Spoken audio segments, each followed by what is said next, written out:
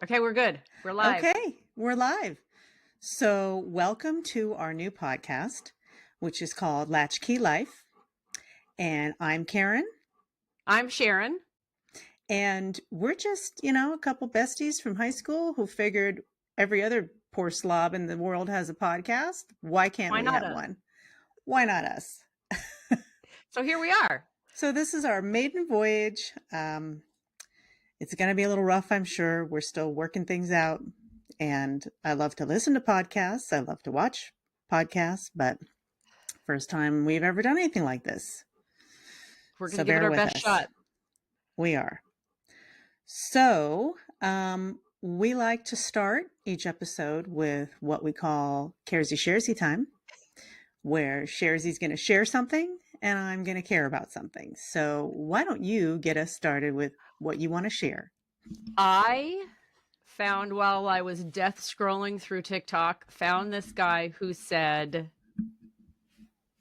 that the original, like the KFC, Kentucky Fried Chicken channel or Twitter X account, follows the 4 Spice Girls who have X accounts, and then 7 people named Herb.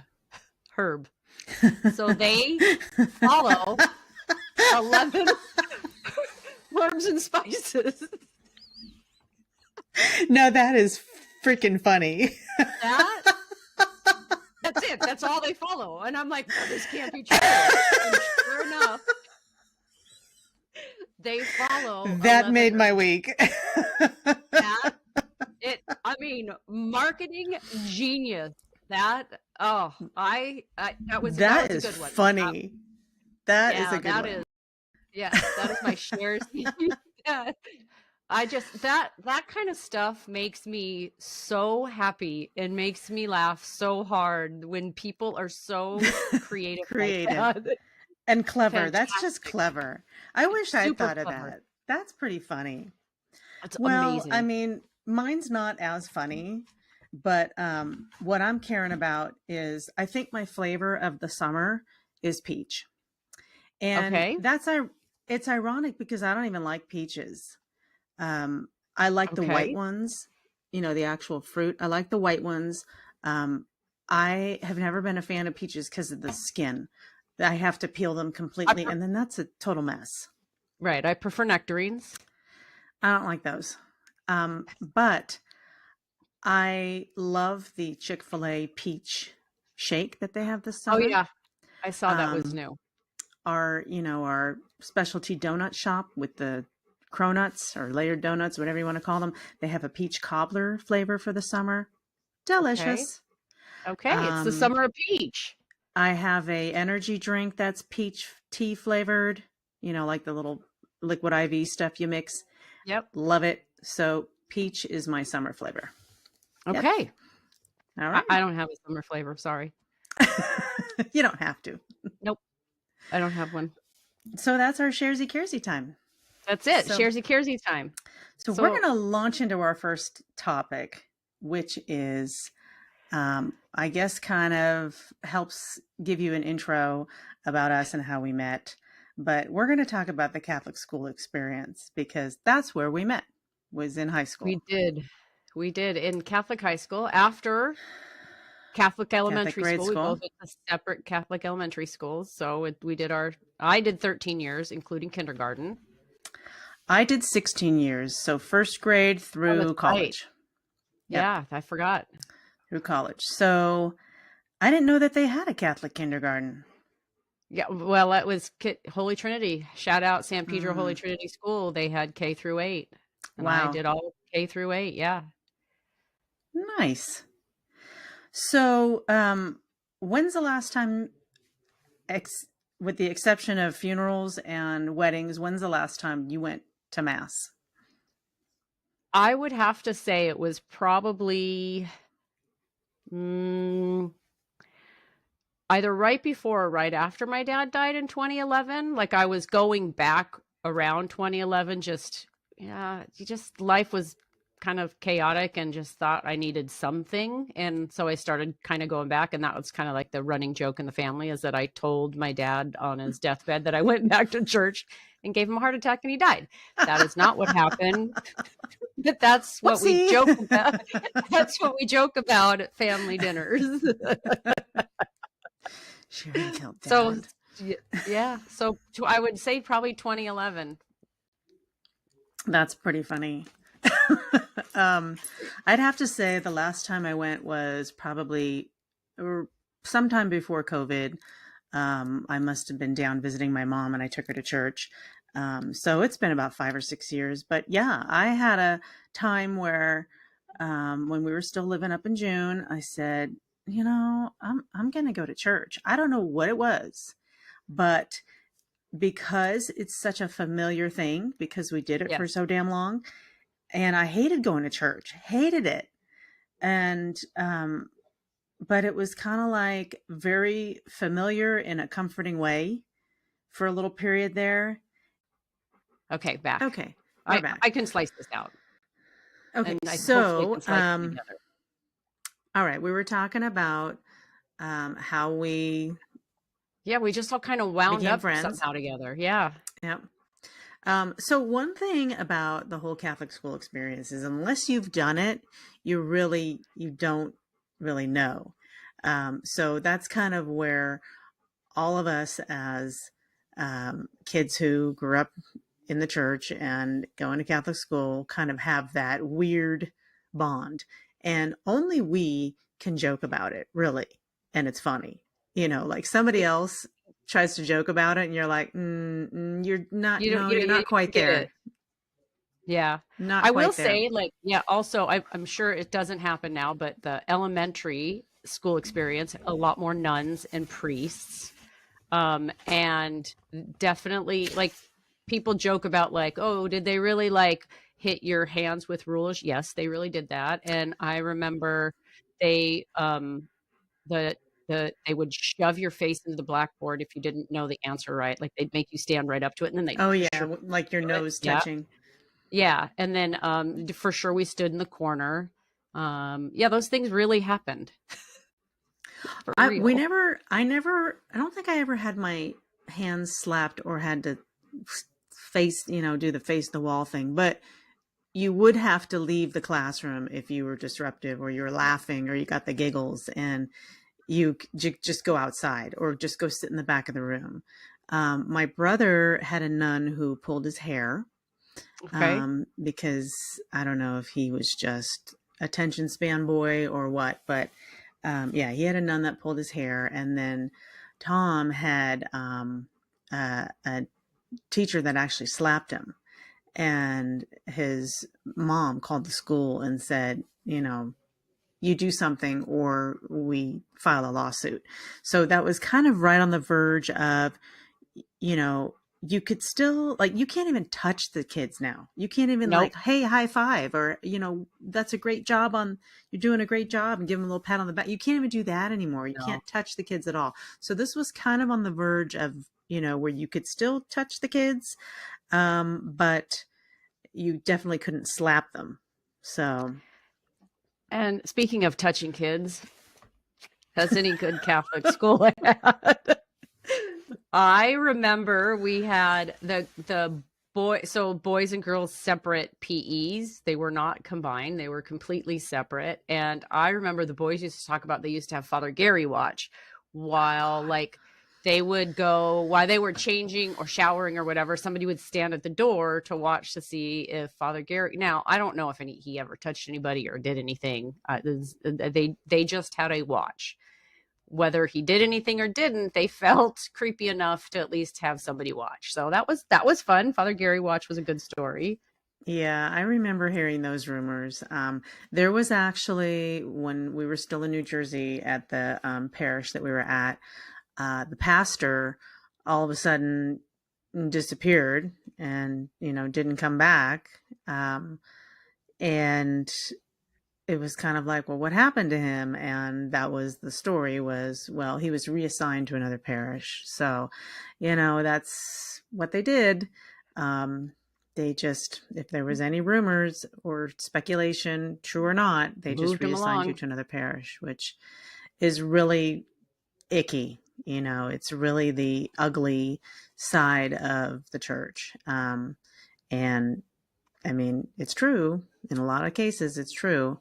So I don't know, but that was. And we were shout out class of 87. But like in that time, I remember too, like everybody was Catholic. Like if you weren't Catholic, you were weird. And like Catholicism and Catholic Church, they ran everything. Like Notre Dame was on was on local broadcast every Saturday.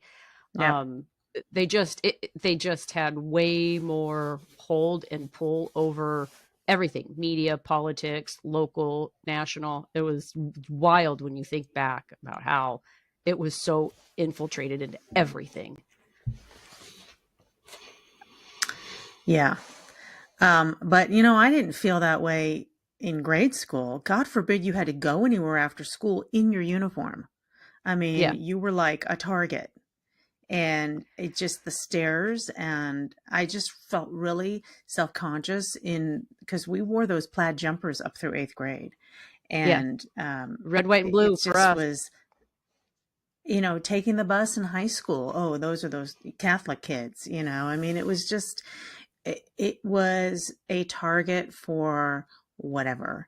And so I just always felt really self-conscious, and I don't know, that maybe that's just me. So the uniform sucked. Anyway, yeah, we always wore the dolphin shorts under our uniform, in case you fell down and playing kickball, and or the wind blew because it was a 10 pleat skirt, or the wind blew. Exactly. So I did a little bit of, I did my 8 minutes of research on Catholic school. And, why do people send their kids to Catholic school? Well, in case anyone wants to know, the key aspects of the Catholic school experience, and we can say whether this was true or not for us. Number one, faith integration. If you have a very strong faith family, like my parents were very Catholic, they felt very strongly about sending their kids to Catholic school. Academic excellence.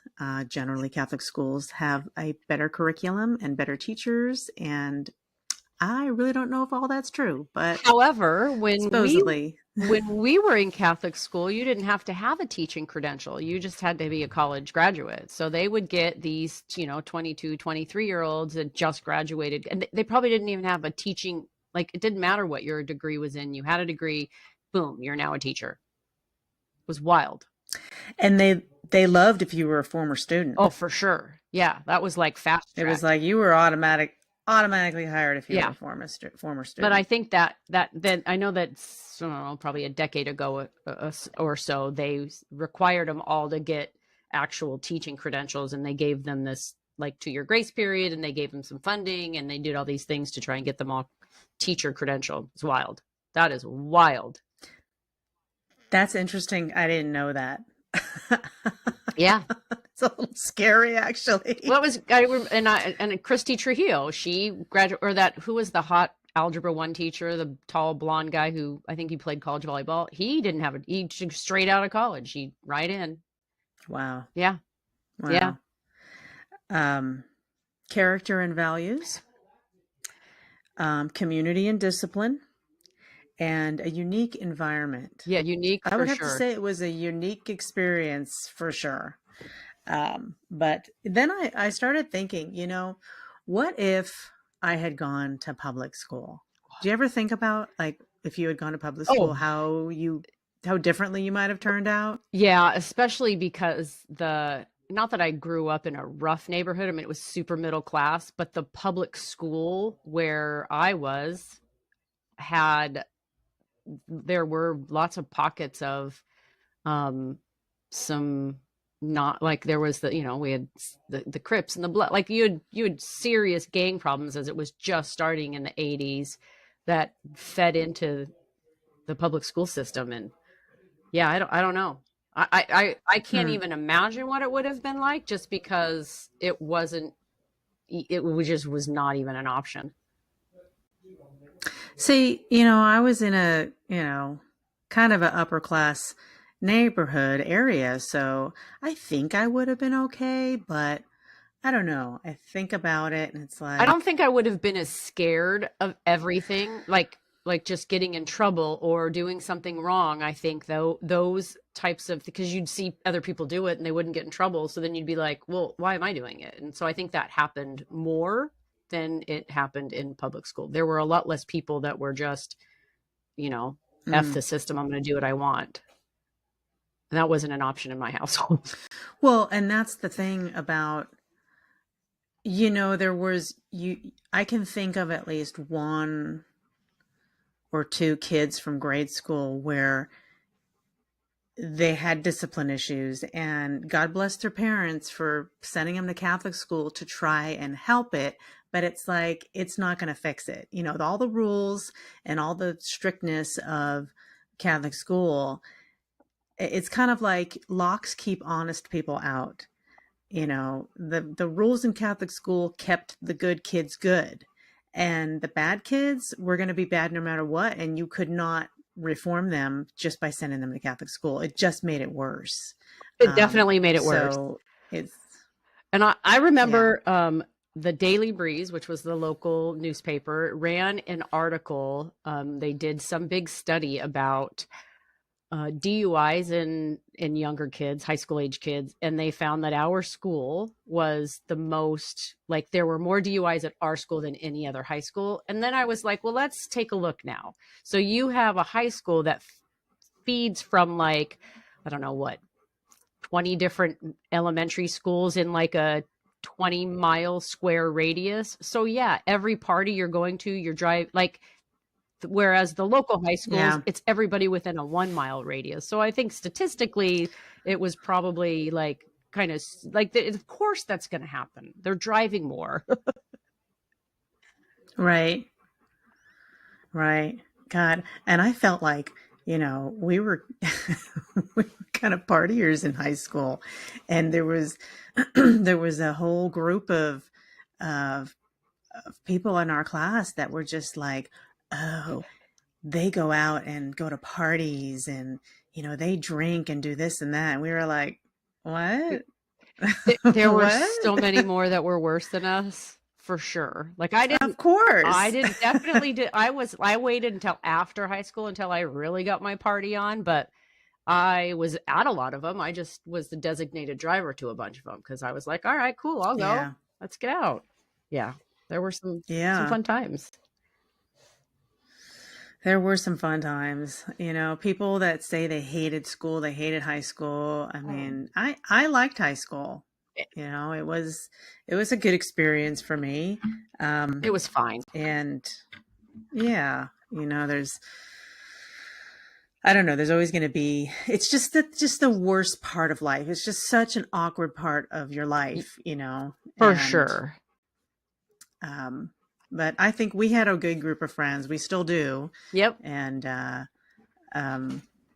that's what some people credit Catholic school for, creating those types of lasting friendships. So I will say that I think, at least locally in Southern California, where you have in Orange County, it's known as the Trinity League. So like the top high schools for athletics that are feeding into like the D1 schools, that you have a very large percentage of people who will send their athletic students to those schools because they feel like it raises their chance of getting noticed and getting to the next level of Division I. But I mean, I feel like if they're that good, they're going to get noticed regardless, at whatever high school they're at, as long as it's a big enough high school. Like, they don't have to go pay the 14 or 24 or whatever many $1,000 for high school, when if they just go to like a really good big public school that's got a good whatever in that sport, they'd still do okay. But There's a lot of movement, which is crazy at the high school level, right? You'll get like a whole bunch of kids will leave Servite and go to Mater Dei, or they'll leave Mater Dei and go to J. Sarah, or they'll leave like it to me to at that 14, 15, 16-year-old level is wild. Absolutely crazy. Yeah. It's like you're recruiting at that age. Oh, they for sure are. Even though it's illegal, they're doing it. But and a lot of times the Catholic schools, they have more money for the sports programs too. That's another thing, is they have the money for the equipment, the training to get a better coach, stuff like that. So that's another thing too. But yeah, I just remember, what was the powerhouse school in our division? Was it Mater Dei?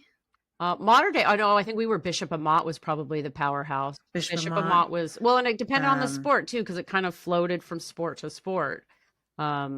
Mater Dei's always been a powerhouse. Servite was another really big powerhouse. Bishop Amat, I remember. I can't even remember. I remember Mater Dei being like, "Oh, we're playing Mater Dei this week." It's like, we're gonna lose. Well, and then it was different then too. So like it was just Catholics versus Catholics. Like that was just, now there's more of them. They're bigger, and so they're sectioned off a little bit different, right? Like, so Mater Dei's only playing Orange County schools. They're not playing LA County schools in their league. Oh, the divisions are totally changed, and they're now trying to redo the divisions based off of, like, I remember, like, it was every 2 years you'd change divisions. You'd go up because you'd do well, and then you'd go down, and it's like every 2 years you were either really good or really bad, and it's like, can we stop doing that? Then they stopped doing that for a long time. CIF. And now they're back to it. So it's, I don't know. Youth sports is a wild west for sure. Yeah, it's certainly changed. Now, certainly changed. I remember when my niece and nephew were playing soccer, and I'm like, "Oh, is it AYSO?" And they just looked at me like, "Are you insane? Nobody plays that. Like, the little babies play that." Yeah, they were in, like, the private leagues. I was like, "Oh, okay." Yeah, I don't know. Yeah. Now, am I remembering this correctly? Like, when we had our homecoming game and dance, was the dance right after the game in the gym? Was that how we did it? Or was that just some other random dance?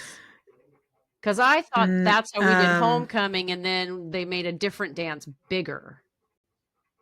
Yes. So the homecoming dance was a separate event from the game. The game was usually like the day, or I don't know, was the game? See, I thought we played the game was at night, right? The game was like 7:00, and then we just went straight to the gym after the game for the dance. And that's how our but then we had like a bigger, like a winter formal or something. The homecoming formal was a different event. Yeah, and it was like, I don't even know if it was the same weekend. I don't think it was like a different time. But I know that after the homecoming game, there was like a party afterwards. Whether it was organized or not, I don't remember. Honestly, I don't remember. I thought it was an organized thing in the gym afterward. I don't know. I could be remembering. Could have been completely wrong. It could have been. I don't know. We need the two people that are going to listen to this to, let us know. Right. Give us the feedback on it. I don't remember. And then the other really memorable thing from high school was when the basketball coach got murdered, and they just they get the call at 9 or 10 o'clock in the morning, and they just make an announcement over the speaker and say, "Okay, everybody go home. School's canceled." And they just sent us all home. See, I don't remember. Did they do that? I don't remember that. I remember we all went to some park because it was with Julie Porter, who was super upset because it was her coat. I just remember they just sent us all home. It's crazy. Yeah, I don't remember that. I remember that happening, but I don't remember. I remember having they did a memorial mass in the gym. Yep. For everybody, and his adorable wife. The story was on the news. Sterling Hart. Wow. Yep. And I think still not unsolved. Still not. They still don't know. It's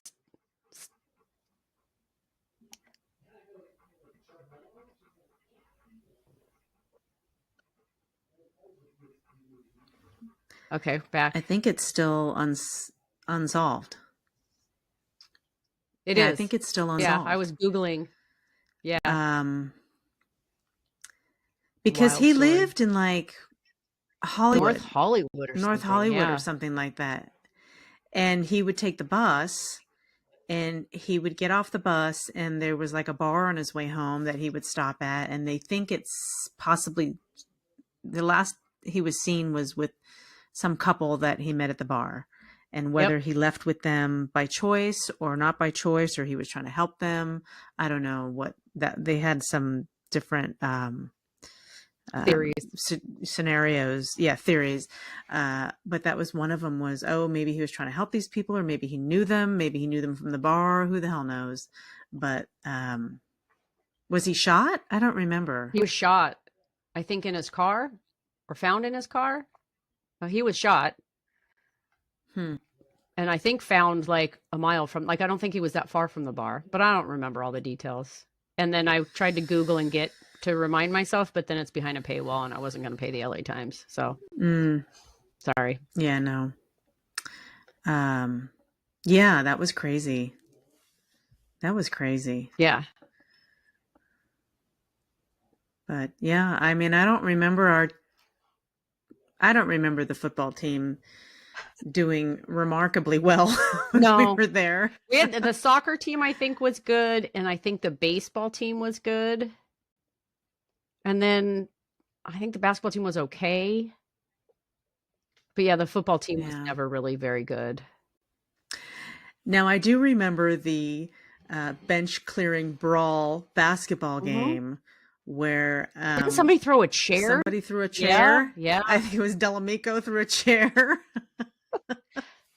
That was a big wild deal. A big deal. I don't even remember who they were playing. St. Paul, I think.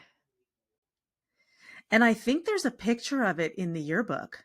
Probably. Where Delamico's got a black eye and he's like laying on the ground or something like that. I vaguely remember that. But yeah, that was a big deal. I mean, they were like, wow, that was the most unsportsmanlike contact ever. It was the most un-Catholic. Like now it just happens all the time. That's just like preseason now. But it was such a big deal because it was a huge deal. Yeah. Because we were supposed to conduct ourselves, better. We're better. We're supposed to do better because we are better. We were not that day. Well, so I don't even remember what happened, but it was, and the gym was packed. Yeah, I think it might have been like a finals game or something. Yeah. Oh, the good old days. Oh, the good old days. All right. So we can wrap that up and put a bow on it. So we like to do a segment called What You Talking About, Willis? And I think we need to give a little background on where that comes from. Of course, we've got to give credit where credit is due. I don't know that my kids certainly don't know anything about that. Well, our generation certainly knows that catchphrase, and it came from a little show called Different Strokes. And it ran for 8 seasons, starting in 1978. It starred Gary Coleman and Todd Bridges, Dana Plato. The Facts of Life was a spinoff off of Different Strokes. Yep. And that was Arnold's catchphrase when his brother would say something, incredulous. He'd say, "What you talking about, Willis?" It was 2 black kids from Harlem who were adopted by the employer of their dead mother, who was a rich white man who lived on Park Avenue. And, hijinks ensue. So it was a very popular show at the time. And so that was a big catchphrase. So on that note, this is where we talk about something that we just don't understand. And we need the other generations or someone else out there to help us understand it. Or something that something that the other generations don't understand that we can explain to them. So both ways. So I will say what you talking about, Willis, is the term latchkey. So obviously, we are of the generation that is quote unquote known as the latchkey kids, who were sent home after school with just a key to get in and no supervision. And so I told my kids, who are adults, 24 and 30, that's what the name of it was. And they said, well, I don't know what that means. So I had to explain the term latchkey to my adult children because they did not know what latchkey meant. So that was my teaching moment. Yep.